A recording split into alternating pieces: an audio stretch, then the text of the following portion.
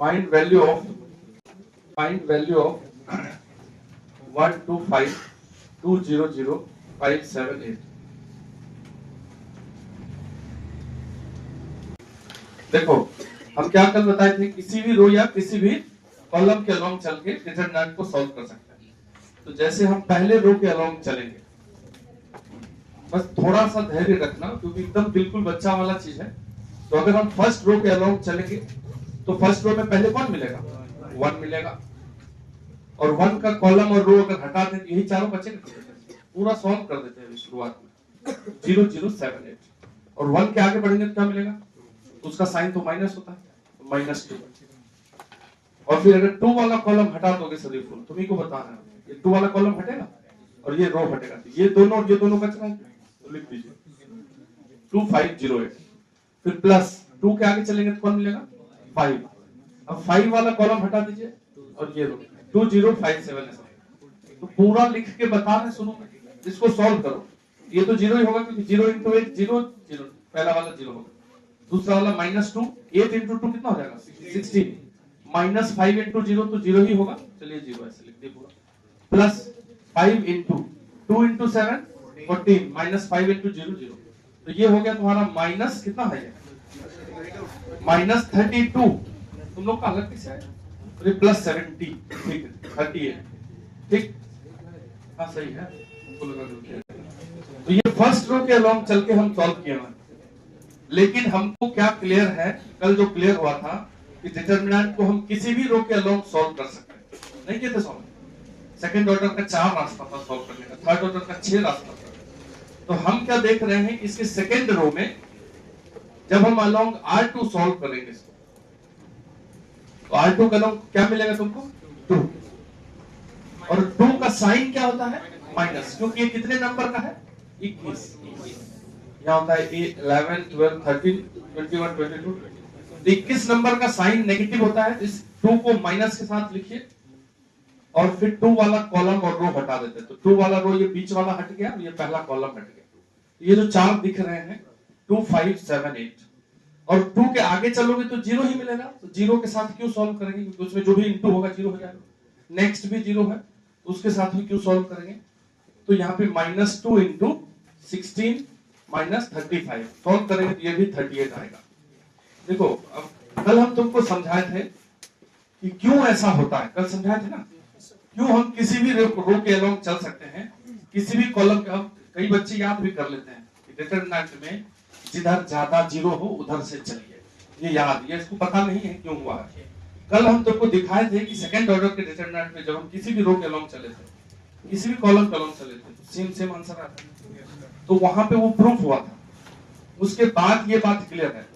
तो जिस रो या जिस कॉलम में ज्यादा 0 का संख्या हो उधर से चलने पे कैलकुलेशन इजी हो जाता है, क्योंकि 0 के साथ किसी को भी मल्टीप्लाई करने पर तो खत्म हो जाएगा, 0 ही हो जाएगा, इसलिए डिटरमिनेंट को देख करके सॉल्व करेंगे, 0 दिख रहा है थोड़ा सा तो उधर चलेंगे, बाकी किधर से भी करोगे तो आंसर सेम आएगा।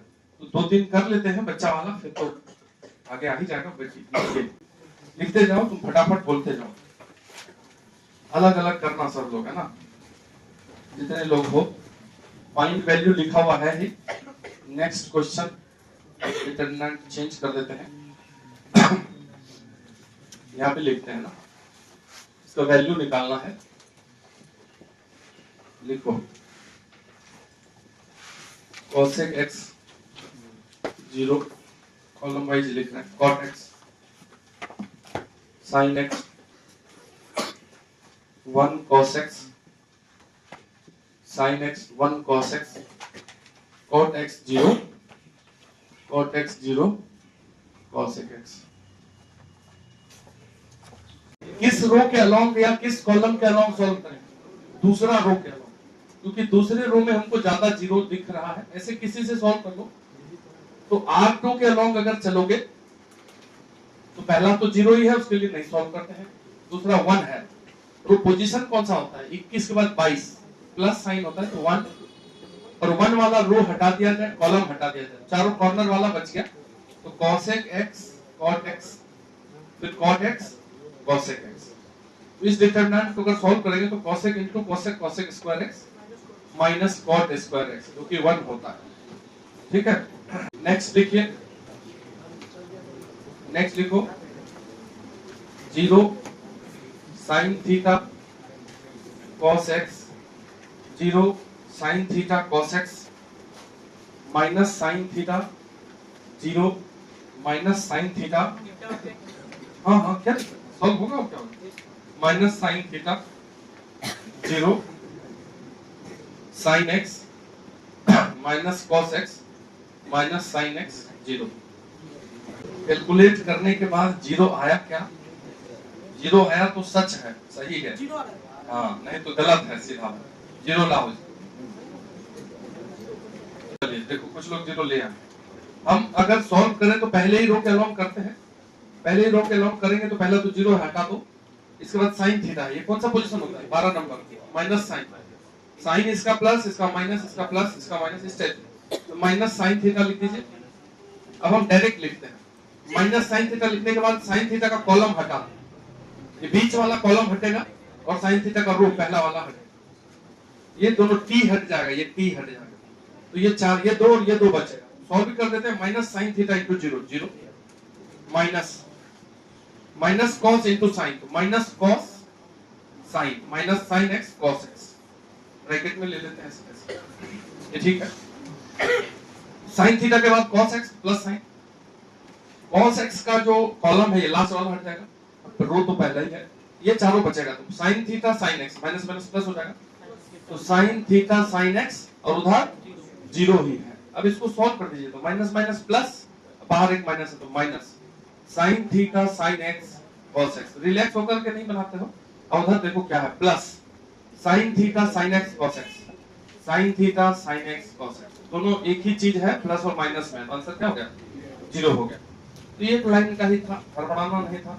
तो ऐसा डिटरमिनेंट जिसके मेन डायगोनल में 0 हो, ऐसा डिटरमिनेंट जिसके मेन डायगोनल में 0 हो और डायगोनल के उस तरफ और इस तरफ यदि सेम हो माइनस साइन के साथ, जैसे यहाँ देखिए sin थीटा है उसी का माइनस यहाँ है, यहाँ cos x है उसी का माइनस इस तरफ है, और यहाँ sin x है इधर उसी का माइनस है। तो अगर मेन डायगोनल में 0 हो और इधर वाले का माइनस इधर हो या इधर वाले का माइनस इधर हो, एक दूसरे का माइनस हो, तो हमेशा आंसर कितना आएगा 0 ही आएगा सॉल्व करने, हमेशा। कोई भी डिटरमिनेंट हो जिसमें मेन डायगोनल में 0 हो, ठीक है, और इधर अगर x आ जाए यहाँ तो माइनस x आ जाए, यहाँ y आ जाए तो उसका माइनस y आ जाए, और यहाँ z आ जाए तो यहाँ माइनस z आ जाएगा, आंसर क्या होगा। लेकिन ठीक ये सिर्फ, अच्छा जैसे इसमें डाउट है, एक पिछला साल जेई में आ गया ये चीज, ठीक है, मतलब ये एसएसएम रीजन में आ गया, यही बात क्लास में करते रहते हैं कि कोई भी डिटरमिनेंट जो हो, इसको मैट्रिक्स में स्क्यू सिमेट्रिक पैटर्न बोलेंगे, मैट्रिक्स जब पढ़ेंगे तो इस टाइप का पैटर्न जिसमें 0 0 डायगोनल में होता है और एक दूसरे का माइनस होता है इधर उधर, इसको स्क्यू सिमेट्रिक पैटर्न बोलते हैं, मैट्रिक्स का, मैट्रिक्स में बताएंगे। तो एसएसएम रीजन में क्वेश्चन आ गया कि स्क्यू सिमेट्रिक मैट्रिक्स के डिटरमिनेंट का वैल्यू हमेशा 0 होता है, तो बच्चा जो पढ़ा था तो सीधा ट्रू मार दिया, नहीं समझे बात क्या बोल रहे हैं, क्योंकि रोज क्लास में पढ़ाते शुरू में ही यही बात बोल देते हैं कि जो स्क्यू सिमेट्रिक पैटर्न वाला होता है उसका डिटरमिनेंट 0 आता है, आया ही 0। लेकिन यहाँ एक चीज उस समय समझ में आया कि अगर ऑर्डर इवन वाला हो, जैसे ये ऑड वाला हो तो सही, जैसे इस टाइप का मैट्रिक्स हो यदि डिटरमिनेंट 0 0 और यहाँ x और इसका माइनस x, ये भी तो स्क्यू सिमेट्रिक है, तब क्लियर है कि स्क्यू सिमेट्रिक है, मेन डायगोनल 0 है, एकदम क्वेश्चन आया है, हम क्लास में फिर बताएंगे, देखो कितना तेज होता है, पूछने वाला कितना तेज है, मतलब उसका ये छोटा सा बात पूछ लिया उसमें 80% गड़बड़ा जाता है। इसका तो वैल्यू 0 नहीं होगा, सॉल्व करके देखो 0 इंटू 0 0, अब minus x square that is x square, ये तो 0 नहीं हुआ, लेकिन ये 0, तो स्क्यू सिमेट्रिक मैट्रिक्स के डिटरमिनेंट का वैल्यू 0 होता है, लेकिन ऑर्डर होना चाहिए 3 क्रॉस 3 या 5 क्रॉस 5 या 7 क्रॉस 7, 2 क्रॉस 2, 4 क्रॉस 4, 6 क्रॉस 6 वाला का 0 कभी नहीं आता, नहीं समझे बात, तो ये पॉइंट है, लिख लीजिएगा क्या, ठीक है, लिख लीजिए डिटरमिनेंट ऑफ, ये दोनों एग्जांपल भी बगल में लिख लेना, जो लिखा हुआ है ये नहीं है 0, ये 0 है, ठीक है। डिटरमिनेंट ऑफ स्क्यू सिमेट्रिक, इसको स्क्यू सिमेट्रिक पैटर्न बोलते हैं जब डायगोनल 0 कोना कोनी माइनस प्लस हो। Determinant of skew symmetric matrix is 0 if order is odd वाला है ना, order is 2n plus 1 cross 2n plus 1। 2n plus 1 किसको बोलते हैं? ऑड नंबर का जनरल फॉर्म। 2n होता है इवन नंबर का जनरल फॉर्म, ठीक है, 2 का मल्टीपल। तो ये एक पॉइंट है जिससे क्वेश्चन आया है आईआईटी में, ठीक, ध्यान रखना है। ऐसे सिंपल चलेंगे तो यही पॉइंट नहीं आएगा ना, जो बात है जो तुमको बता रहे हैं, जो एक्स्ट्रा पॉइंट यही तो होता है जो ऐसे सिंपल में नहीं आएगा। तो ध्यान रखना है कि लिखिए sir A00 X0 XB0 YZ C solve करना है तो आंसर निकालना है। फर्स्ट रो में अगर चलेंगे तो ये A और A का रो और कॉलम यदि हटा दो ये चारों बचेगा, तो B इंटू सी BC या minus Z into 0 BC minus ABC। इसके आगे तो 0 ही 0 है, तो आगे बढ़ना ही नहीं है, कंप्लीट हो गया। तो यदि किसी डिटरमिनेंट में देखो ये मेन डायगोनल है और मेन डायगोनल की एक तरफ यदि 0 हो पूरा का पूरा, तो आंसर हमेशा इस तीनों का प्रोडक्ट होता है। कभी भी अल्फा बीटा गामा, अगर इधर ही तीनों 0 हो गया, उधर कुछ भी हो जाए, इधर भी अगर तीनों 0 है तो answer is alpha beta gamma, सीधा। या अगर दोनों तरफ भी 0 हो, जैसे बिहार बोर्ड दोगे तो यही रहेगा ऑब्जेक्टिव में, इस टाइप का लिखा रहेगा 1 2 3 0 0 0 0 0, फिर भी उसको भारी लगता है, ठीक है। तो इसका आंसर हो जाएगा 1 इंटू 2 इंटू 3। अगर डायगोनल के एक तरफ सब 0 हो चाहे दोनों तरफ सब 0 हो, तो आंसर कैसे करेंगे? इस तीनों को प्रोडक्ट कर देंगे। बनाओगे तो भी हो ही जाएगा, ऐसे डायरेक्ट ये सब चीज सीधा सीधा रख देंगे। फाइंड x छोटा उठा कर लेते हैं, क्योंकि नहीं करेंगे तो थोड़ा सा अच्छा नहीं लगेगा, फिर आ जाएंगे बड़ा वाला। Find x if 2x 5, determinant है 2x 5 8x इक्वल टू, जो लोग जानते हैं वो अस्थिर से चुपचाप लिख लीजिएगा, बोलिएगा नहीं। 6 8 5 3। x का वैल्यू बताओ, बिहार बोर्ड का टिपिकल क्वेश्चन है, हर बार आता है। डिटरमिनेंट 2 है यहाँ पे, एक LHS में और एक, तो दो डिटरमिनेंट तभी बराबर होते हैं जब दोनों का वैल्यू बराबर होता है। आमने सामने वाला नहीं बराबर करता, वो मैट्रिक्स में होता है, ठीक है। तो इसको पहले सॉल्व कीजिए। 2x into x 2x square minus 8 into 5, फिर 6 इंटू 3 माइनस 8 इंटू 5, 40 40 उड़ गया। तो 2x square equal to 18, x square equal to 9 and x equal to plus minus. ये हुआ पूरा कंप्लीट। अगर तुम डायरेक्ट 2x की जगह 6 कर दिए तो सेट तो कर ही जाएगा, समझ रहे हैं। अगर 2x की जगह 6 कर दिए तो यहाँ भी 3 निकल जाएगा, तो ये 6 और 6 बराबर, ये बराबर तो है, 3 पे भी बराबर है, लेकिन ये वो -3 पे भी बराबर है, इसलिए वो आंसर भी देना पड़ेगा। जब भी दो डिटरमिनेंट इक्वल है तो क्या इक्वल है? दोनों का वैल्यू इक्वल है, देखने में नहीं इक्वल है, समझ लेंगे बात।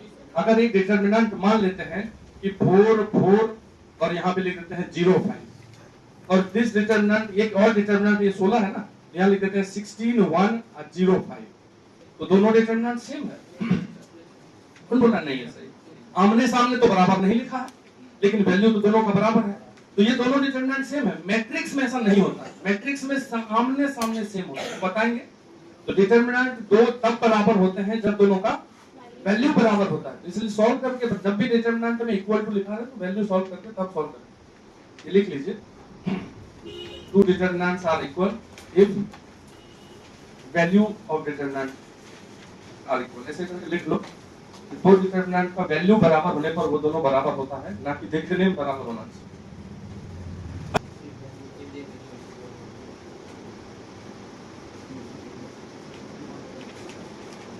ये छोटा छोटा चीज है। Determinant 1 is equal to determinant 2 if their value are equal. दोनों का वैल्यू अगर इक्वल है तभी दोनों बराबर कहलाएंगे, ना कि दोनों देखने में बराबर होना चाहिए, ठीक है। डिटरमिनेंट 1, दो डिटरमिनेंट है, तो determinant 1 is equal to determinant 2 if their value are equal, ठीक है। ये नहीं कि मतलब देखने में बराबर होना चाहिए। सम सिंबल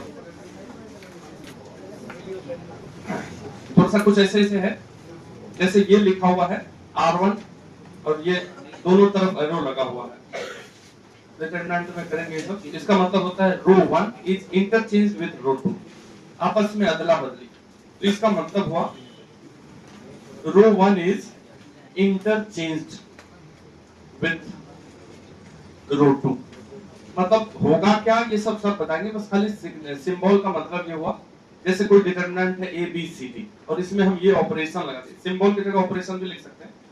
R1 और ये दोनों तरफ एरो लगा हुआ है इज R2। तो इसका मतलब हुआ कि रो 1 को रो 2 की जगह और रो 2 को रो 1 की जगह लिख देंगे, तो A B नीचे आ जाएगा और C D। होगा क्या इसके बाद ये नहीं बता रहे, इसको करने से क्या होगा ये नहीं बता रहे, बस ये होता है, इस सिंबल का मतलब ये बता रहे। ये मत समझना कि दोनों बराबर है, ठीक है।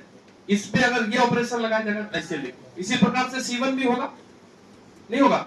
अगर मान लो C1 C2 लिख दिया जाए, इसका मतलब क्या हुआ, कॉलम 1 इज इंटरचेंज्ड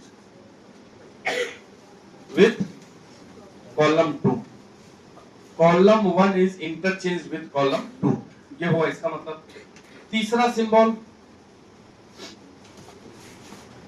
यदि ऐसा लिखा हुआ है, देखिए R1 और एक ही तरफ एरो है और RH इधर लिखा हुआ है R1 प्लस R2, इसका मतलब होता है रिप्लेसमेंट।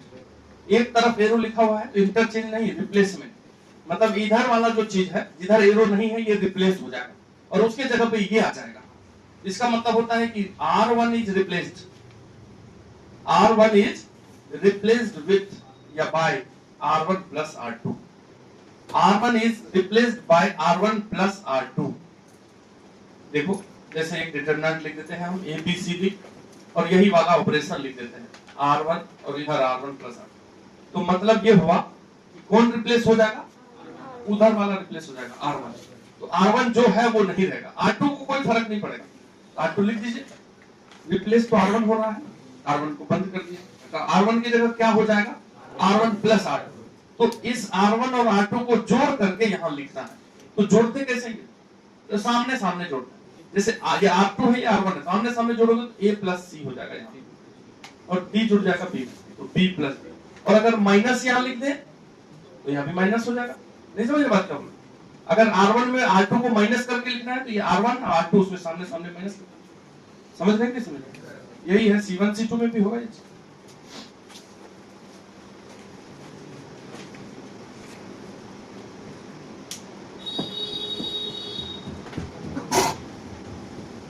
टॉपिक है डिटरमिनेंट मैट्रिक्स, लेकिन क्वेश्चन आता है और अगर तुम उस टाइप का नहीं पढ़ाई किए जिस टाइप का क्वेश्चन आता है तो नहीं बनेगा।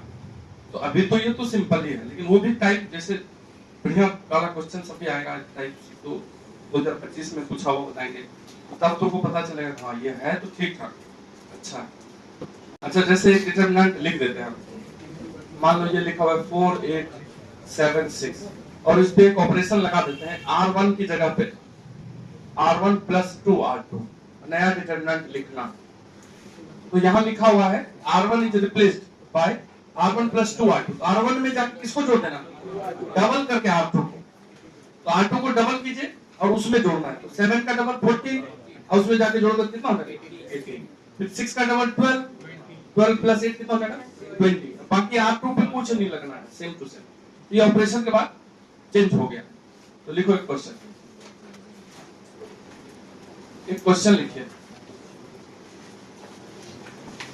इनडिटरमिनेंट, जो लोग जानते हो हल्ला नहीं करना बस, इनडिटरमिनेंट, हम इन लोग का दिमाग चेक करेंगे। इनडिटरमिनेंट, डिटरमिनेंट लिखा हुआ 1 2 3 -5 0 6 7 8 -3, ये एक डिटरमिनेंट लिख दिया है, ठीक है। आफ्टर ऑपरेशन, इस डिटरमिनेंट में इस ऑपरेशन को लगा करके आफ्टर ऑपरेशन दो ऑपरेशन लगाया जाता है, ठीक है। पहला ऑपरेशन है R1 की जगह पे रिप्लेस करके लिख दीजिए R1 plus R2 plus R3, and ये कंसेक्यूटिव नहीं, साथ साथ नहीं लग रहा ऑपरेशन, पहले पहला ऑपरेशन लग रहा है देन दूसरा ऑपरेशन लग रहा है। दूसरा ऑपरेशन है C1 की जगह पे C1 प्लस 2C2। इस डिटरमिनेंट में दो ऑपरेशन बारी बारी से लगाएंगे, पहले पहला फिर दूसरा, आफ्टर दिस ऑपरेशन, ये दोनों ऑपरेशन के बाद फाइंड वैल्यू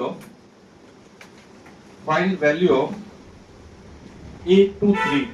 A23 मतलब समझते हो? 23 नंबर पे जो एलिमेंट आएगा इस दोनों ऑपरेशन के बाद वो कौन सा होगा? अब ऑपरेशन लगाने बता दिए तुमको।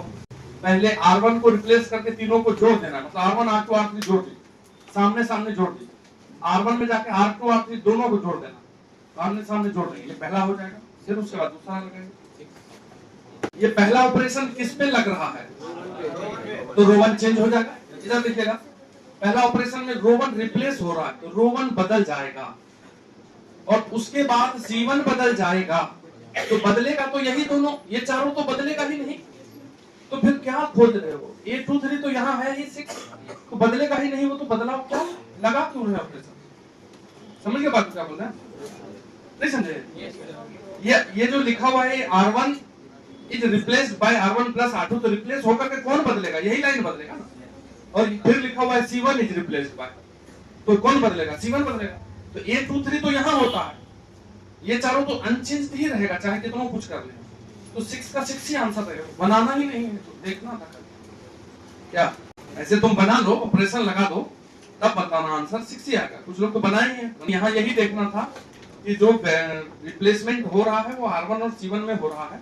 अब क्वेश्चन जो पूछ लिया है वो A23 पूछ रहा है। 23 मतलब दूसरा रो की बात कर रहा है और तीसरा कॉलम, तो दूसरा रो और तीसरा कॉलम में तो कुछ हो ही नहीं रहा है, तो डायरेक्ट आंसर मार देना है 6, ना कि मतलब दिमाग लगाना है।